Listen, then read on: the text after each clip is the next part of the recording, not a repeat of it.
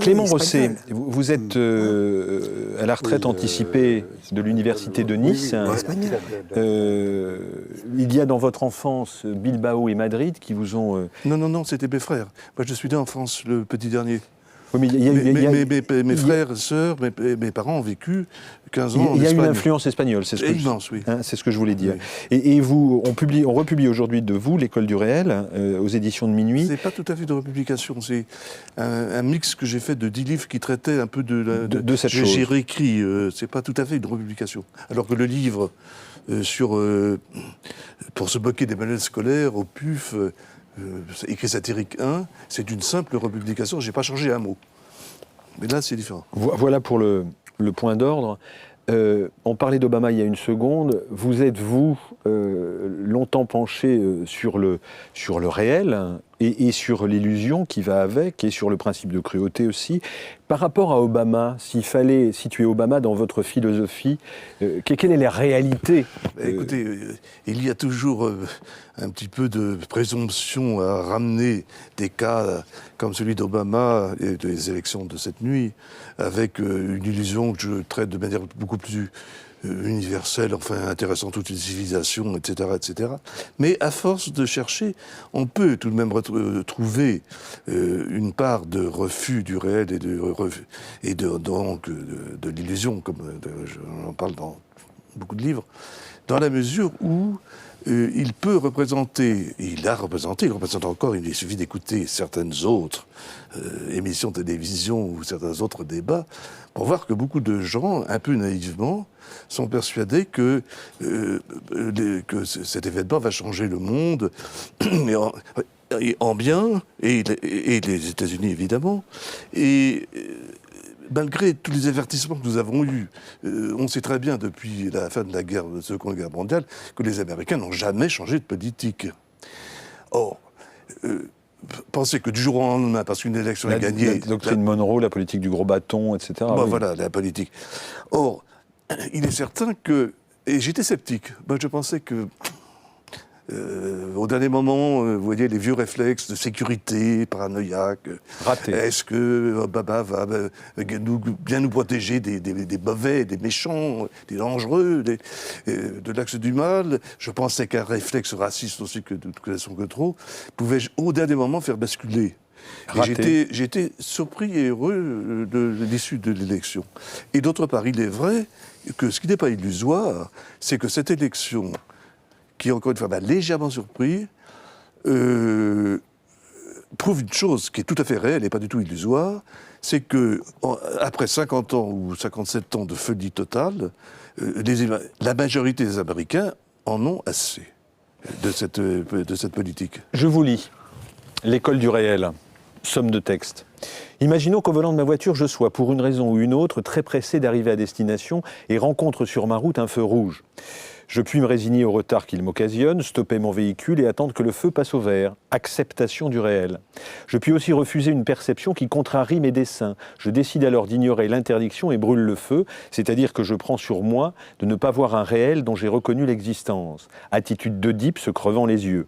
Je peux encore, toujours dans l'hypothèse d'un refus de perception, estimer rapidement que cet obstacle placé sur ma route entraînera un chemin trop cruel pour mes facultés d'adaptation au réel. Je décide alors d'en finir en me suicidant à l'aide d'un revolver placé dans ma boîte à gants où refoule l'image du feu rouge dans mon inconscient. Ainsi enterré, ce feu rouge brûlé n'en viendra jamais à surnager dans ma conscience, à moins que ne s'en mêle un psychanalyste ou un policier. Dans ces deux derniers cas, suicide, refoulement, j'ai opposé un refus de perception à la nécessité de m'arrêter où m'aurait placé la perception du feu rouge. Mais il existe encore un autre moyen d'ignorer cette nécessité, qui se distingue de tous les moyens précédents en ce qu'il rend justice au réel, s'accordant ainsi, en apparence du moins, avec la perception normale. Je perçois que le feu est rouge, mais on conclut que c'est à moi de passer. Ouais.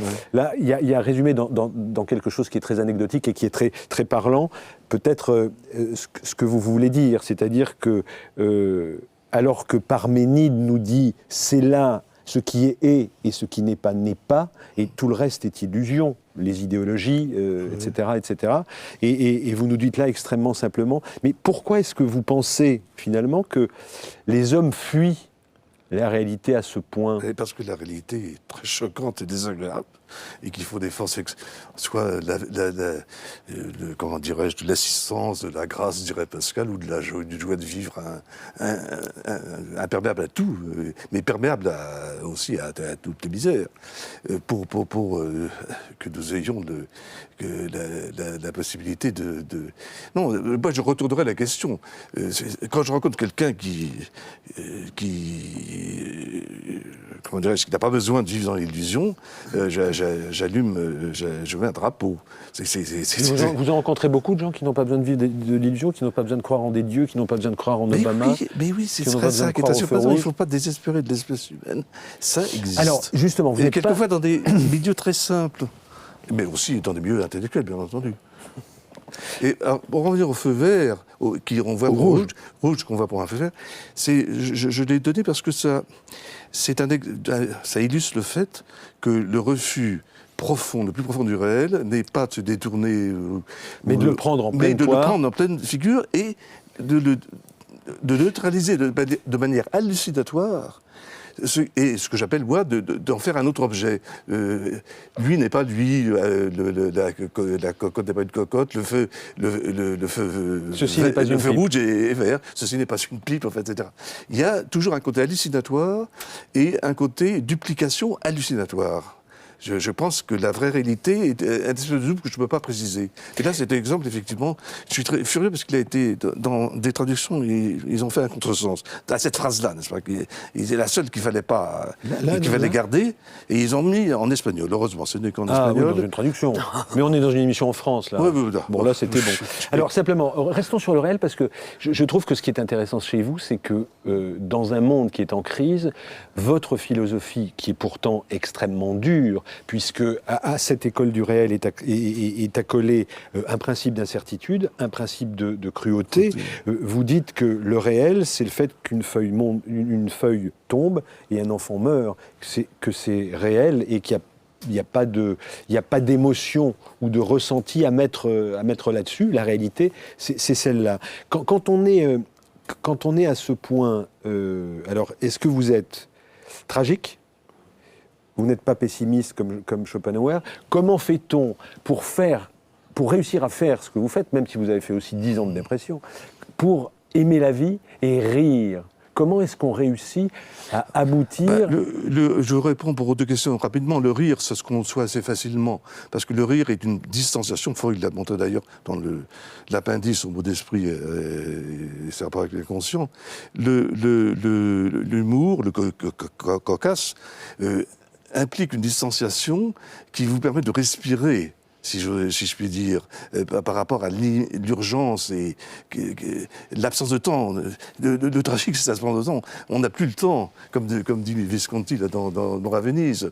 Alors l'humour permet d'appréhender la réalité la plus horrible et mesquine comme dérisoire.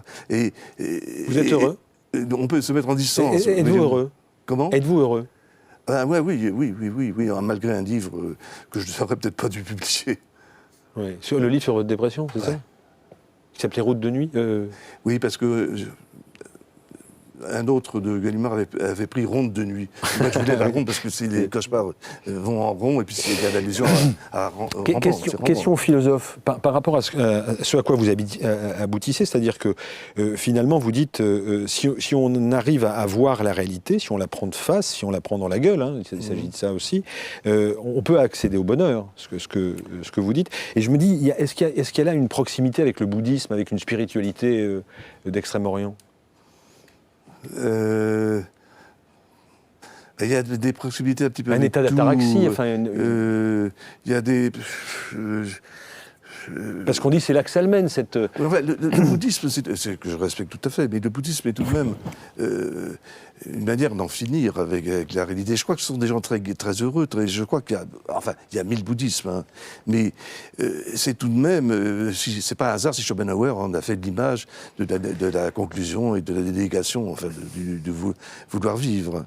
Je dirais plutôt que être heureux et supporter, devoir s'en scier tout ce qui vous arrive aux autres, repose moins d'abord sur la pointe du rire, mais aussi sur la pointe de la joie. Et je réponds toujours à la question que tout le monde me pose. Mais enfin, comment est-ce qu'on peut faire reposer son bonheur d'exister, sa joie d'exister sur le tragique ou de l'accommoder avec le tragique. Je réponds toujours que c'est justement le miracle de ce que personne ne comprendra jamais, parce que c'est la constatation. Il faut ramener une constatation de quelque chose que d'autres peuvent ne pas éprouver. Moi, j'éprouve une force contraire qui tient en respect, peut-être qu'elle changera, mais ça dure depuis 62 ans. Dans un instant, je voudrais... respect, j'ai pas compris. Qui tient en respect quoi? Tient en respect, tout. D'abord, le cancer, le fait que le temps passe, que nous ne sommes rien. Enfin, Oui. vous venez me faire dire des platitudes.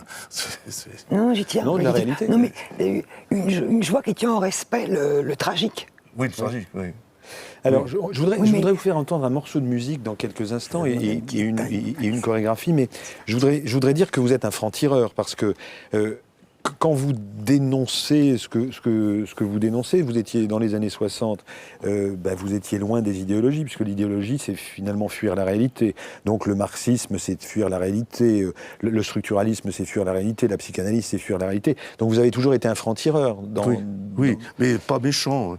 Ah ben j'ai pas dit que vous étiez méchant. J'ai pas dit ça. Mais on voit bien comment une caste a pu vous mettre un peu. Mais ça se comprend. À pas aimer votre réalité. Alors deuxième aspect de votre dimension philosophique, c'est que dans les références, vous êtes systématiquement à l'extérieur. Vous allez chercher Tintin, vous allez chercher Marivaux. Vous allez chercher Tati. Pourquoi est-ce qu'un philosophe a besoin de se nourrir de ses apports extérieurs? J'en ai pas besoin.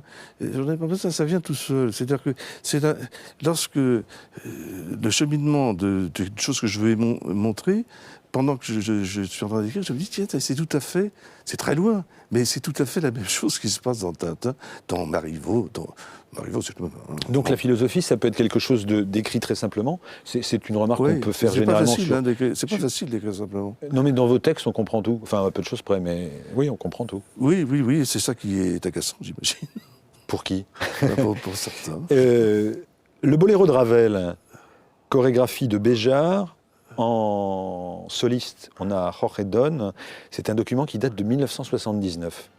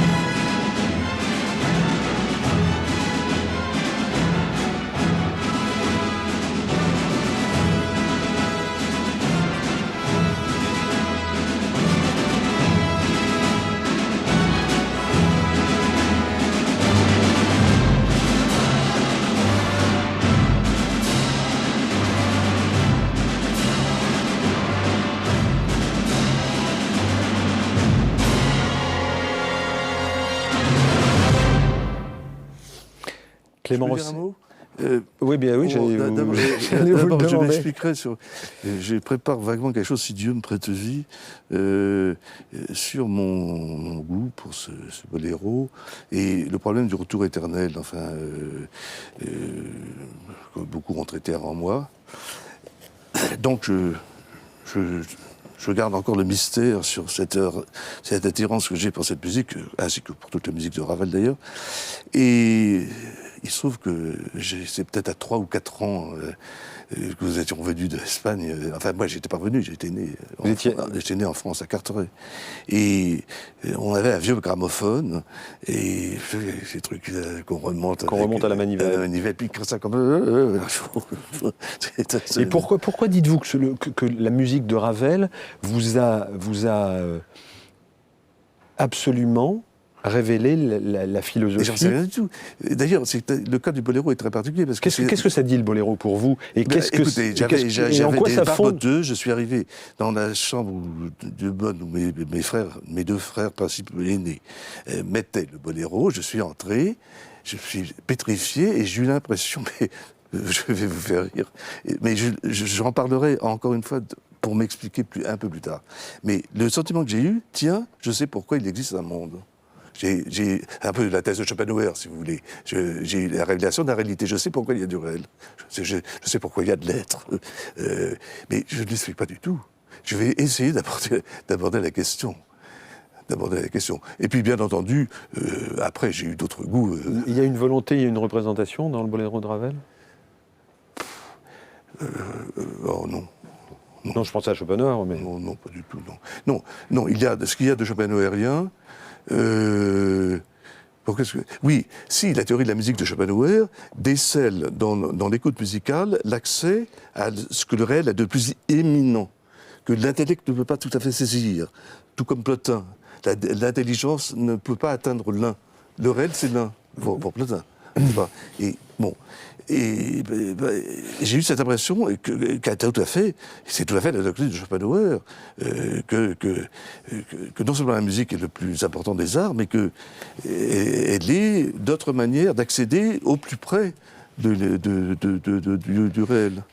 Excusez-moi, mais vous êtes un casse-couille quand même. Hein. Passez-moi la trivialité de l'expression, parce que quand on regarde Écrits satiriques, précis de philosophie moderne, Clément Rosset, qui est un texte que vous avez publié pour vous moquer de la philosophie. Hein. Ah non, des manuels de philosophie. Des manuels de philosophie, pardon, excusez-moi, oui. Et de la manière dont était enseigné. Dans la manière dont... Tout ça parce qu'un jour, vous vous rendez compte que vos étudiants écrivent tous la même chose et vous dites c'est pas possible. Donc vous faites un pastiche des manuels de philosophie. Et dans Une passion homicide, des textes et des chroniques que vous avez publiés dans le Nouvel Observateur à une époque, mais vous les allumez tous, de William Reich à la bourgeoisie, etc. Et tout le monde vous tombe dessus. Je suis un peu repenti.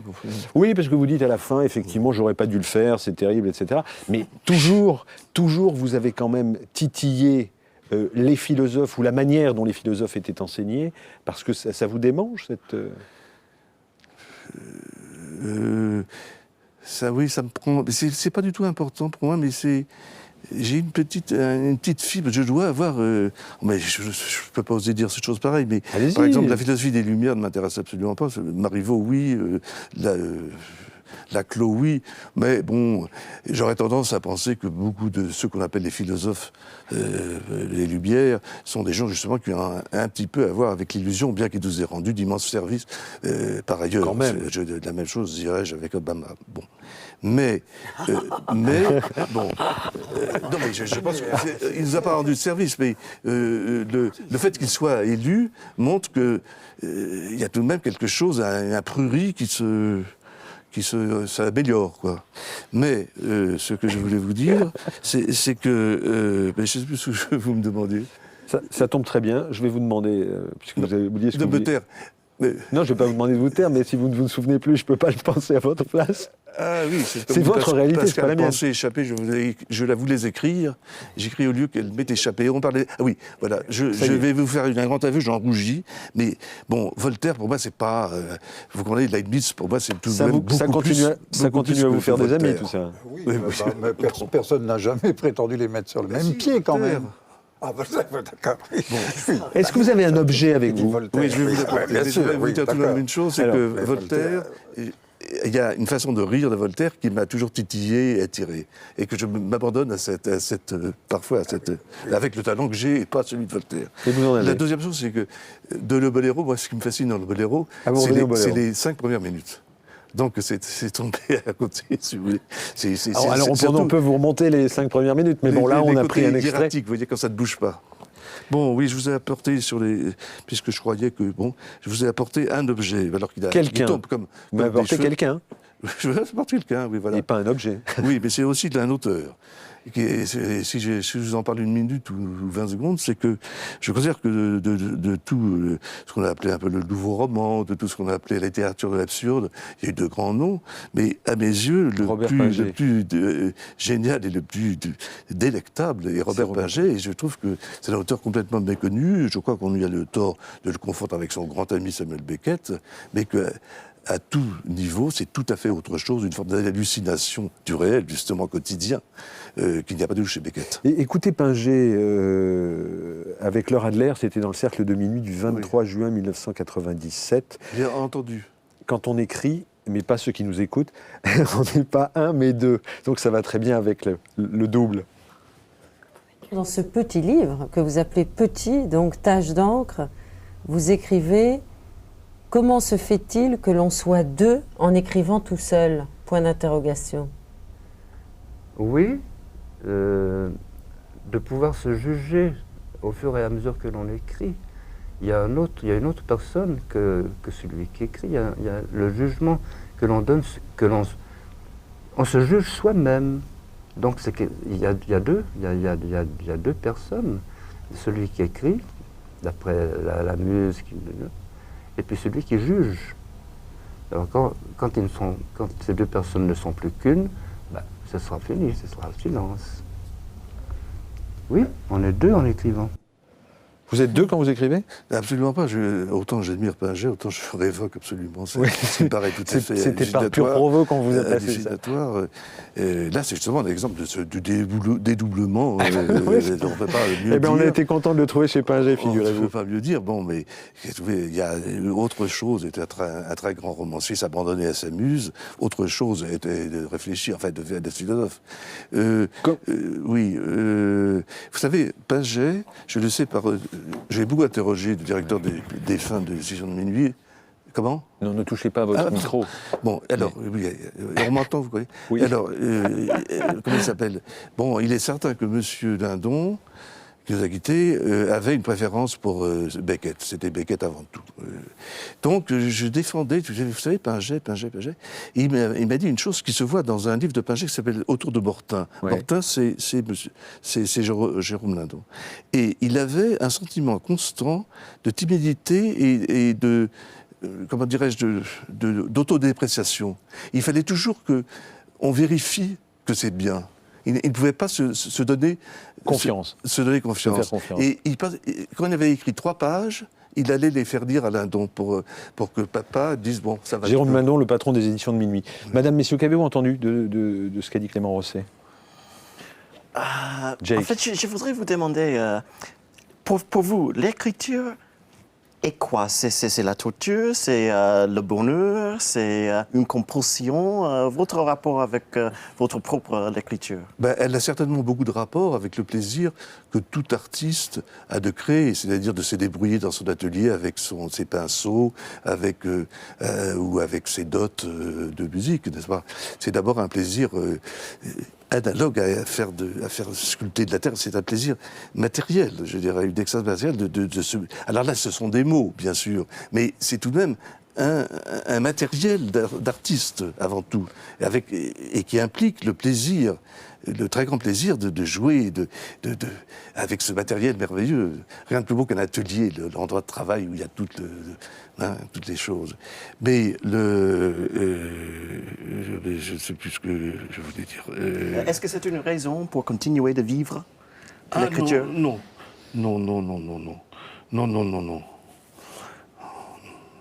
Nicole, vous vouliez dire quelque chose? Oui, je veux dire, quand vous parliez tout à l'heure de la joie et du tragique, je crois que c'est un jour vous citiez, je crois, un chef d'orchestre qui disait que pour jouer Mozart, il faut le jouer d'une air si joyeuse pour qu'on pleure après. Oui, c'est Bruno Walter. Faisant répéter l'ouverture du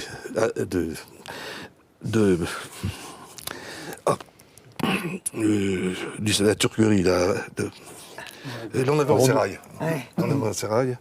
Mais il faut que ça soit tellement gai que tout le monde a envie de fondre en larmes. Pour moi, je voudrais écrire ça. C'est la devise de ma vie.